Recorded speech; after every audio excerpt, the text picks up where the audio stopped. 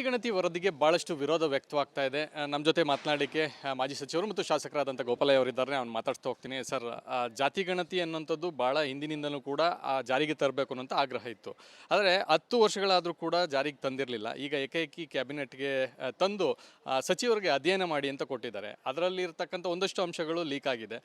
ಅದ್ರ ಪ್ರಕಾರ ಮುಸ್ಲಿಮರು ಅತಿ ಹೆಚ್ಚು, ಉಳಿದಂಥವರು ಆಯಾ ಜಾತಿಯ ಪ್ರಕಾರ ಕಡಿಮೆ ಇದ್ದಾರೆ ಅನ್ನೋಂಥದ್ದು. ಮೊದಲಿಂದನೂ ಒಂದು ಕೂಗಿತ್ತು, ಒಕ್ಕಲಿಗರಿಗೆ ಅನ್ಯಾಯ ಆಗಿದೆ ಮತ್ತು ಲಿಂಗಾಯತರಿಗೆ ಅನ್ಯಾಯ ಆಗಿದೆ ಅನ್ನೋಂಥದ್ದು.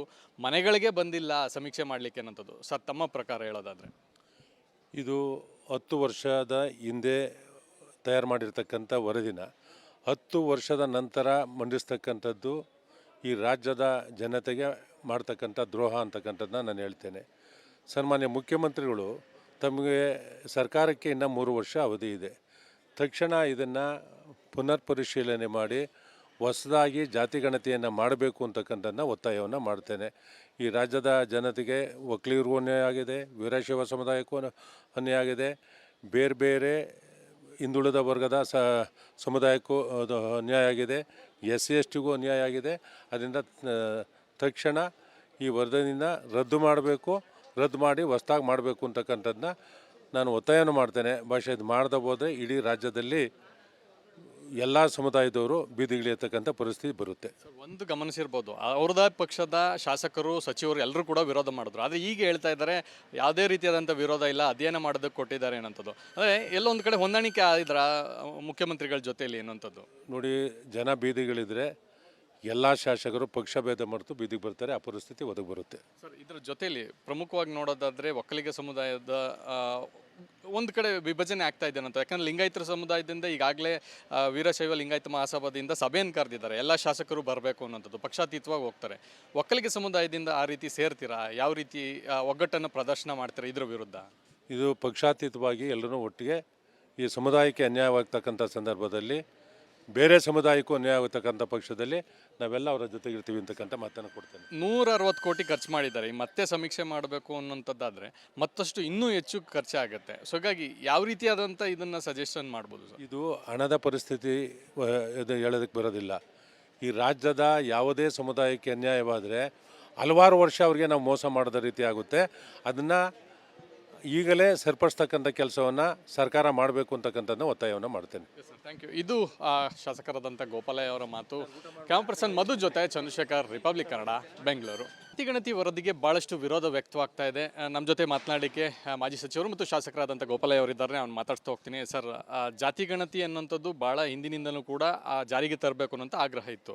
ಆದರೆ 10 ವರ್ಷಗಳಾದರೂ ಕೂಡ ಜಾರಿಗೆ ತಂದಿರಲಿಲ್ಲ. ಈಗ ಏಕೈಕಿ ಕ್ಯಾಬಿನೆಟ್ಗೆ ತಂದು ಸಚಿವರಿಗೆ ಅಧ್ಯಯನ ಮಾಡಿ ಅಂತ ಕೊಟ್ಟಿದ್ದಾರೆ. ಅದರಲ್ಲಿ ಇರ್ತಕ್ಕಂಥ ಒಂದಷ್ಟು ಅಂಶಗಳು ಲೀಕ್ ಆಗಿದೆ. ಅದ್ರ ಪ್ರಕಾರ ಮುಸ್ಲಿಮರು ಅತಿ ಹೆಚ್ಚು, ಉಳಿದಂಥವರು ಆಯಾ ಜಾತಿಯ ಪ್ರಕಾರ ಕಡಿಮೆ ಇದ್ದಾರೆ ಅನ್ನೋಂಥದ್ದು.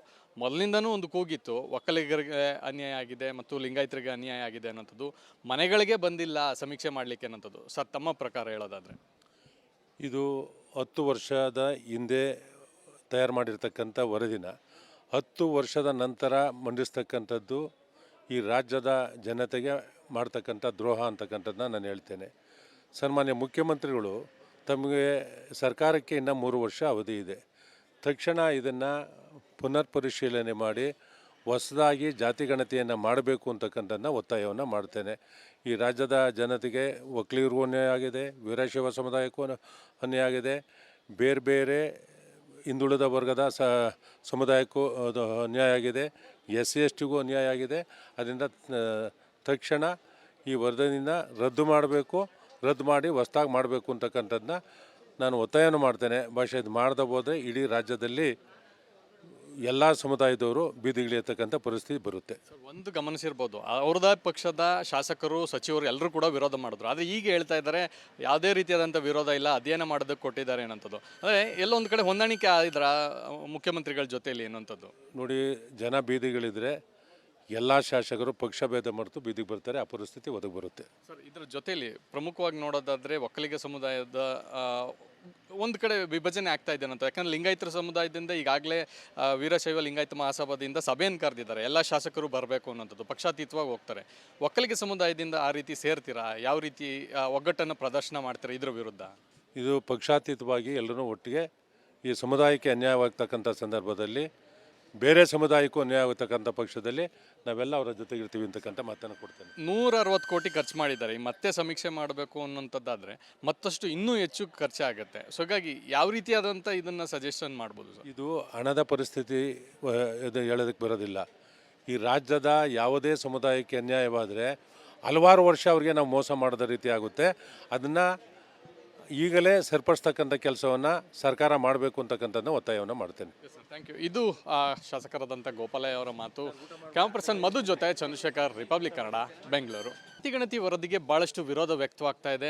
ನಮ್ಮ ಜೊತೆ ಮಾತನಾಡಲಿಕ್ಕೆ ಮಾಜಿ ಸಚಿವರು ಮತ್ತು ಶಾಸಕರಾದಂಥ ಗೋಪಾಲಯ್ಯ ಅವರಿದ್ದಾರೆ. ಅವ್ನು ಮಾತಾಡ್ತಾ ಹೋಗ್ತೀನಿ. ಸರ್, ಜಾತಿಗಣತಿ ಅನ್ನೋಂಥದ್ದು ಭಾಳ ಹಿಂದಿನಿಂದಲೂ ಕೂಡ ಜಾರಿಗೆ ತರಬೇಕು ಅನ್ನೋಂಥ ಆಗ್ರಹ ಇತ್ತು.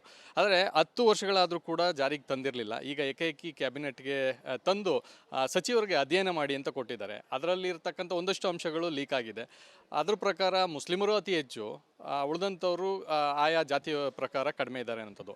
ಮೊದಲಿಂದನೂ ಒಂದು ಕೂಗಿತ್ತು, ಒಕ್ಕಲಿಗರಿಗೆ ಅನ್ಯಾಯ ಆಗಿದೆ ಮತ್ತು ಲಿಂಗಾಯತರಿಗೆ ಅನ್ಯಾಯ ಆಗಿದೆ ಅನ್ನೋಂಥದ್ದು. ಮನೆಗಳಿಗೆ ಬಂದಿಲ್ಲ ಸಮೀಕ್ಷೆ ಮಾಡಲಿಕ್ಕೆ ಅನ್ನೋಂಥದ್ದು. ಸರ್, ತಮ್ಮ ಪ್ರಕಾರ ಹೇಳೋದಾದರೆ? ಇದು 10 ವರ್ಷದ ಹಿಂದೆ ತಯಾರು ಮಾಡಿರ್ತಕ್ಕಂಥ ವರದಿನ 10 ವರ್ಷದ ನಂತರ ಮಂಡಿಸ್ತಕ್ಕಂಥದ್ದು ಈ ರಾಜ್ಯದ ಜನತೆಗೆ ಮಾಡ್ತಕ್ಕಂಥ ದ್ರೋಹ ಅಂತಕ್ಕಂಥದ್ದನ್ನ ನಾನು ಹೇಳ್ತೇನೆ.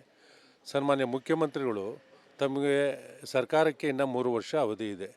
ತಕ್ಷಣ ಇದನ್ನು ಪುನರ್ ಪರಿಶೀಲನೆ ಮಾಡಿ ಹೊಸದಾಗಿ ಜಾತಿಗಣತಿಯನ್ನು ಮಾಡಬೇಕು ಅಂತಕ್ಕಂಥದ್ದನ್ನ ಒತ್ತಾಯವನ್ನು ಮಾಡ್ತೇನೆ. ಈ ರಾಜ್ಯದ ಜನತೆಗೆ ಒಕ್ಕಲಿಗರಿಗೂ ಅನ್ಯಾಯ ಆಗಿದೆ, ವೀರಶೈವ ಸಮುದಾಯಕ್ಕೂ ಅನ್ಯಾಯ ಆಗಿದೆ, ಬೇರೆ ಬೇರೆ ಹಿಂದುಳಿದ ವರ್ಗದ ಸಮುದಾಯಕ್ಕೂ ಅದು ಅನ್ಯಾಯ ಆಗಿದೆ, SC/STಗೂ ಅನ್ಯಾಯ ಆಗಿದೆ. ಅದರಿಂದ ತಕ್ಷಣ ಈ ವರದಿಯನ್ನು ರದ್ದು ಮಾಡಬೇಕು, ರದ್ದು ಮಾಡಿ ಹೊಸದಾಗಿ ಮಾಡಬೇಕು ಅಂತಕ್ಕಂಥದ್ದನ್ನ ನಾನು ಒತ್ತಾಯವನ್ನು ಮಾಡ್ತೇನೆ. ಇದು ಮಾಡದ ಹೋದರೆ ಇಡೀ ರಾಜ್ಯದಲ್ಲಿ ಎಲ್ಲ ಸಮುದಾಯದವರು ಬೀದಿಗಿಳಿಯತಕ್ಕಂಥ ಪರಿಸ್ಥಿತಿ ಬರುತ್ತೆ. ಒಂದು ಗಮನಿಸಿರ್ಬೋದು, ಅವ್ರದ್ದ ಪಕ್ಷದ ಶಾಸಕರು, ಸಚಿವರು ಎಲ್ಲರೂ ಕೂಡ ವಿರೋಧ ಮಾಡಿದ್ರು. ಆದರೆ ಈಗ ಹೇಳ್ತಾ ಇದ್ದಾರೆ ಯಾವುದೇ ರೀತಿಯಾದಂಥ ವಿರೋಧ ಇಲ್ಲ, ಅಧ್ಯಯನ ಮಾಡೋದಕ್ಕೆ ಕೊಟ್ಟಿದ್ದಾರೆ ಅನ್ನೋಂಥದ್ದು. ಅಂದರೆ ಎಲ್ಲೊಂದು ಕಡೆ ಹೊಂದಾಣಿಕೆ ಆಗಿದ್ರ ಮುಖ್ಯಮಂತ್ರಿಗಳ ಜೊತೆಯಲ್ಲಿ ಅನ್ನೋಂಥದ್ದು. ನೋಡಿ, ಜನ ಬೀದಿಗಳಿದ್ರೆ ಎಲ್ಲ ಶಾಸಕರು ಪಕ್ಷ ಭೇದ ಮರೆತು ಬೀದಿಗೆ ಬರ್ತಾರೆ, ಆ ಪರಿಸ್ಥಿತಿ ಒದಗಿ ಬರುತ್ತೆ. ಸರ್, ಇದರ ಜೊತೆಯಲ್ಲಿ ಪ್ರಮುಖವಾಗಿ ನೋಡೋದಾದರೆ ಒಕ್ಕಲಿಗ ಸಮುದಾಯದ ಒಂದು ಕಡೆ ವಿಭಜನೆ ಆಗ್ತಾ ಇದೆ ಅಂತ. ಯಾಕಂದರೆ ಲಿಂಗಾಯತರ ಸಮುದಾಯದಿಂದ ಈಗಾಗಲೇ ವೀರಶೈವ ಲಿಂಗಾಯತ ಮಹಾಸಭಾದಿಂದ ಸಭೆಯನ್ನು ಕರೆದಿದ್ದಾರೆ. ಎಲ್ಲ ಶಾಸಕರು ಬರಬೇಕು ಅನ್ನೋಂಥದ್ದು, ಪಕ್ಷಾತೀತವಾಗಿ ಹೋಗ್ತಾರೆ. ಒಕ್ಕಲಿಗ ಸಮುದಾಯದಿಂದ ಆ ರೀತಿ ಸೇರ್ತೀರಾ? ಯಾವ ರೀತಿ ಒಗ್ಗಟ್ಟನ್ನು ಪ್ರದರ್ಶನ ಮಾಡ್ತೀರಾ ಇದ್ರ ವಿರುದ್ಧ? ಇದು ಪಕ್ಷಾತೀತವಾಗಿ ಎಲ್ಲರೂ ಒಟ್ಟಿಗೆ ಈ ಸಮುದಾಯಕ್ಕೆ ಅನ್ಯಾಯವಾಗ್ತಕ್ಕಂಥ ಸಂದರ್ಭದಲ್ಲಿ ಬೇರೆ ಸಮುದಾಯಕ್ಕೂ ಅನ್ಯಾಯ ಆಗತಕ್ಕಂಥ ಪಕ್ಷದಲ್ಲಿ ನಾವೆಲ್ಲ ಅವರ ಜೊತೆಗಿರ್ತೀವಿ ಅಂತಕ್ಕಂಥ ಮಾತನ್ನು ಕೊಡ್ತೇನೆ. 160 ಕೋಟಿ ಖರ್ಚು ಮಾಡಿದ್ದಾರೆ. ಈ ಮತ್ತೆ ಸಮೀಕ್ಷೆ ಮಾಡಬೇಕು ಅನ್ನೋಂಥದ್ದಾದರೆ ಮತ್ತಷ್ಟು ಇನ್ನೂ ಹೆಚ್ಚು ಖರ್ಚಾಗುತ್ತೆ. ಸೊ ಹಾಗಾಗಿ ಯಾವ ರೀತಿಯಾದಂಥ ಇದನ್ನು ಸಜೆಷನ್ ಮಾಡ್ಬೋದು ಸರ್? ಇದು ಹಣದ ಪರಿಸ್ಥಿತಿ ಇದು ಹೇಳೋದಕ್ಕೆ ಬರೋದಿಲ್ಲ. ಈ ರಾಜ್ಯದ ಯಾವುದೇ ಸಮುದಾಯಕ್ಕೆ ಅನ್ಯಾಯವಾದರೆ ಹಲವಾರು ವರ್ಷ ಅವರಿಗೆ ನಾವು ಮೋಸ ಮಾಡದ ರೀತಿ ಆಗುತ್ತೆ. ಅದನ್ನು ಈಗಲೇ ಸರಿಪಡಿಸ್ತಕ್ಕಂಥ ಕೆಲಸವನ್ನು ಸರ್ಕಾರ ಮಾಡಬೇಕು ಅಂತಕ್ಕಂಥದ್ದನ್ನ ಒತ್ತಾಯವನ್ನು ಮಾಡ್ತೇನೆ. Thank you. ಇದು ಶಾಸಕರಾದಂಥ ಗೋಪಾಲಯ್ಯ ಅವರ ಮಾತು. ಕ್ಯಾಮ್ ಪರ್ಸನ್ ಮಧು ಜೊತೆ ಚಂದ್ರಶೇಖರ್, ರಿಪಬ್ಲಿಕ್ ಕನ್ನಡ, ಬೆಂಗಳೂರು. ಜಾತಿಗಣತಿ ವರದಿಗೆ ಭಾಳಷ್ಟು ವಿರೋಧ ವ್ಯಕ್ತವಾಗ್ತಾ ಇದೆ. ನಮ್ಮ ಜೊತೆ ಮಾತನಾಡಲಿಕ್ಕೆ ಮಾಜಿ ಸಚಿವರು ಮತ್ತು ಶಾಸಕರಾದಂಥ ಗೋಪಾಲಯ್ಯ ಅವರಿದ್ದಾರೆ. ಅವ್ನು ಮಾತಾಡ್ತಾ ಹೋಗ್ತೀನಿ. ಸರ್, ಜಾತಿಗಣತಿ ಅನ್ನೋಂಥದ್ದು ಭಾಳ ಹಿಂದಿನಿಂದಲೂ ಕೂಡ ಜಾರಿಗೆ ತರಬೇಕು ಅನ್ನೋಂಥ ಆಗ್ರಹ ಇತ್ತು. ಆದರೆ 10 ವರ್ಷಗಳಾದರೂ ಕೂಡ ಜಾರಿಗೆ ತಂದಿರಲಿಲ್ಲ. ಈಗ ಏಕೈಕಿ ಕ್ಯಾಬಿನೆಟ್ಗೆ ತಂದು ಸಚಿವರಿಗೆ ಅಧ್ಯಯನ ಮಾಡಿ ಅಂತ ಕೊಟ್ಟಿದ್ದಾರೆ. ಅದರಲ್ಲಿ ಇರ್ತಕ್ಕಂಥ ಒಂದಷ್ಟು ಅಂಶಗಳು ಲೀಕ್ ಆಗಿದೆ. ಅದ್ರ ಪ್ರಕಾರ ಮುಸ್ಲಿಮರು ಅತಿ ಹೆಚ್ಚು, ಉಳಿದಂಥವರು ಆಯಾ ಜಾತಿಯ ಪ್ರಕಾರ ಕಡಿಮೆ ಇದ್ದಾರೆ ಅನ್ನೋಂಥದ್ದು. ಮೊದಲಿಂದನೂ ಒಂದು ಕೂಗಿತ್ತು, ಒಕ್ಕಲಿಗರಿಗೆ ಅನ್ಯಾಯ ಆಗಿದೆ ಮತ್ತು ಲಿಂಗಾಯತರಿಗೆ ಅನ್ಯಾಯ ಆಗಿದೆ ಅನ್ನೋಂಥದ್ದು. ಮನೆಗಳಿಗೆ ಬಂದಿಲ್ಲ ಸಮೀಕ್ಷೆ ಮಾಡಲಿಕ್ಕೆ ಅನ್ನೋಂಥದ್ದು. ಸರ್, ತಮ್ಮ ಪ್ರಕಾರ ಹೇಳೋದಾದರೆ? ಇದು 10 ವರ್ಷದ ಹಿಂದೆ ತಯಾರು ಮಾಡಿರ್ತಕ್ಕಂಥ ವರದಿನ 10 ವರ್ಷದ ನಂತರ ಮಂಡಿಸ್ತಕ್ಕಂಥದ್ದು ಈ ರಾಜ್ಯದ ಜನತೆಗೆ ಮಾಡ್ತಕ್ಕಂಥ ದ್ರೋಹ ಅಂತಕ್ಕಂಥದ್ದನ್ನ ನಾನು ಹೇಳ್ತೇನೆ. ಸನ್ಮಾನ್ಯ ಮುಖ್ಯಮಂತ್ರಿಗಳು ತಮಗೆ ಸರ್ಕಾರಕ್ಕೆ ಇನ್ನೂ 3 ವರ್ಷ ಅವಧಿ ಇದೆ. ತಕ್ಷಣ ಇದನ್ನು ಪುನರ್ ಪರಿಶೀಲನೆ ಮಾಡಿ ಹೊಸದಾಗಿ ಜಾತಿಗಣತಿಯನ್ನು ಮಾಡಬೇಕು ಅಂತಕ್ಕಂಥದ್ದನ್ನ ಒತ್ತಾಯವನ್ನು ಮಾಡ್ತೇನೆ. ಈ ರಾಜ್ಯದ ಜನತೆಗೆ ಒಕ್ಕಲಿಗರಿಗೂ ಅನ್ಯಾಯ ಆಗಿದೆ, ವೀರಶೈವ ಸಮುದಾಯಕ್ಕೂ ಅನ್ಯಾಯ ಆಗಿದೆ, ಬೇರೆ ಬೇರೆ ಹಿಂದುಳಿದ ವರ್ಗದ ಸಮುದಾಯಕ್ಕೂ ಅದು ಅನ್ಯಾಯ ಆಗಿದೆ, SC/STಗೂ ಅನ್ಯಾಯ ಆಗಿದೆ. ಅದರಿಂದ ತಕ್ಷಣ ಈ ವರದಿಯನ್ನು ರದ್ದು ಮಾಡಬೇಕು, ರದ್ದು ಮಾಡಿ ಹೊಸದಾಗಿ ಮಾಡಬೇಕು ಅಂತಕ್ಕಂಥದ್ದನ್ನ ನಾನು ಒತ್ತಾಯವನ್ನು ಮಾಡ್ತೇನೆ. ಇದು ಮಾಡದ ಹೋದರೆ ಇಡೀ ರಾಜ್ಯದಲ್ಲಿ ಎಲ್ಲ ಸಮುದಾಯದವರು ಬೀದಿಗಿಳಿಯತಕ್ಕಂಥ ಪರಿಸ್ಥಿತಿ ಬರುತ್ತೆ. ಒಂದು ಗಮನಿಸಿರ್ಬೋದು ಅವ್ರದ ಪಕ್ಷದ ಶಾಸಕರು ಸಚಿವರು ಎಲ್ಲರೂ ಕೂಡ ವಿರೋಧ ಮಾಡಿದ್ರು. ಆದರೆ ಈಗ ಹೇಳ್ತಾ ಇದ್ದಾರೆ ಯಾವುದೇ ರೀತಿಯಾದಂಥ ವಿರೋಧ ಇಲ್ಲ, ಅಧ್ಯಯನ ಮಾಡೋದಕ್ಕೆ ಕೊಟ್ಟಿದ್ದಾರೆ ಅನ್ನೋಂಥದ್ದು. ಅಂದರೆ ಎಲ್ಲೊಂದು ಕಡೆ ಹೊಂದಾಣಿಕೆ ಆಗಿದ್ರ ಮುಖ್ಯಮಂತ್ರಿಗಳ ಜೊತೆಯಲ್ಲಿ ಅನ್ನೋಂಥದ್ದು. ನೋಡಿ, ಜನ ಬೀದಿಗಳಿದ್ರೆ ಎಲ್ಲ ಶಾಸಕರು ಪಕ್ಷ ಭೇದ ಮರೆತು ಬೀದಿಗೆ ಬರ್ತಾರೆ, ಆ ಪರಿಸ್ಥಿತಿ ಒದಗಿ ಬರುತ್ತೆ. ಸರ್, ಇದರ ಜೊತೆಯಲ್ಲಿ ಪ್ರಮುಖವಾಗಿ ನೋಡೋದಾದರೆ ಒಕ್ಕಲಿಗ ಸಮುದಾಯದ ಒಂದು ಕಡೆ ವಿಭಜನೆ ಆಗ್ತಾ ಇದೆ ಅಂತ. ಯಾಕಂದರೆ ಲಿಂಗಾಯತರ ಸಮುದಾಯದಿಂದ ಈಗಾಗಲೇ ವೀರಶೈವ ಲಿಂಗಾಯತ ಮಹಾಸಭಾದಿಂದ ಸಭೆಯನ್ನು ಕರೆದಿದ್ದಾರೆ, ಎಲ್ಲ ಶಾಸಕರು ಬರಬೇಕು ಅನ್ನೋಂಥದ್ದು, ಪಕ್ಷಾತೀತವಾಗಿ ಹೋಗ್ತಾರೆ. ಒಕ್ಕಲಿಗ ಸಮುದಾಯದಿಂದ ಆ ರೀತಿ ಸೇರ್ತೀರಾ? ಯಾವ ರೀತಿ ಒಗ್ಗಟ್ಟನ್ನು ಪ್ರದರ್ಶನ ಮಾಡ್ತೀರಾ ಇದರ ವಿರುದ್ಧ? ಇದು ಪಕ್ಷಾತೀತವಾಗಿ ಎಲ್ಲರೂ ಒಟ್ಟಿಗೆ ಈ ಸಮುದಾಯಕ್ಕೆ ಅನ್ಯಾಯವಾಗ್ತಕ್ಕಂಥ ಸಂದರ್ಭದಲ್ಲಿ ಬೇರೆ ಸಮುದಾಯಕ್ಕೂ ಅನ್ಯಾಯವಾಗ್ತಕ್ಕಂಥ ಪಕ್ಷದಲ್ಲಿ ನಾವೆಲ್ಲ ಅವರ ಜೊತೆಗಿರ್ತೀವಿ ಅಂತಕ್ಕಂಥ ಮಾತನ್ನು ಕೊಡ್ತೇನೆ. 160 ಕೋಟಿ ಖರ್ಚು ಮಾಡಿದ್ದಾರೆ. ಈ ಮತ್ತೆ ಸಮೀಕ್ಷೆ ಮಾಡಬೇಕು ಅನ್ನೋಂಥದ್ದಾದರೆ ಮತ್ತಷ್ಟು ಇನ್ನೂ ಹೆಚ್ಚು ಖರ್ಚಾಗುತ್ತೆ. ಸೊ ಹಾಗಾಗಿ ಯಾವ ರೀತಿಯಾದಂಥ ಇದನ್ನು ಸಜೆಷನ್ ಮಾಡ್ಬೋದು ಸರ್? ಇದು ಹಣದ ಪರಿಸ್ಥಿತಿ ಇದು ಹೇಳೋದಕ್ಕೆ ಬರೋದಿಲ್ಲ. ಈ ರಾಜ್ಯದ ಯಾವುದೇ ಸಮುದಾಯಕ್ಕೆ ಅನ್ಯಾಯವಾದರೆ ಹಲವಾರು ವರ್ಷ ಅವರಿಗೆ ನಾವು ಮೋಸ ಮಾಡೋದ ರೀತಿ ಆಗುತ್ತೆ. ಅದನ್ನು ಈಗಲೇ ಸರಿಪಡಿಸ್ತಕ್ಕಂಥ ಕೆಲಸವನ್ನು ಸರ್ಕಾರ ಮಾಡಬೇಕು ಅಂತಕ್ಕಂಥದ್ದನ್ನ ಒತ್ತಾಯವನ್ನು ಮಾಡ್ತೇನೆ. Thank you. ಇದು ಶಾಸಕರಾದಂಥ ಗೋಪಾಲಯ್ಯ ಅವರ ಮಾತು. ಕ್ಯಾಮ್ ಪರ್ಸನ್ ಮಧು ಜೊತೆ ಚಂದ್ರಶೇಖರ್, ರಿಪಬ್ಲಿಕ್ ಕನ್ನಡ, ಬೆಂಗಳೂರು.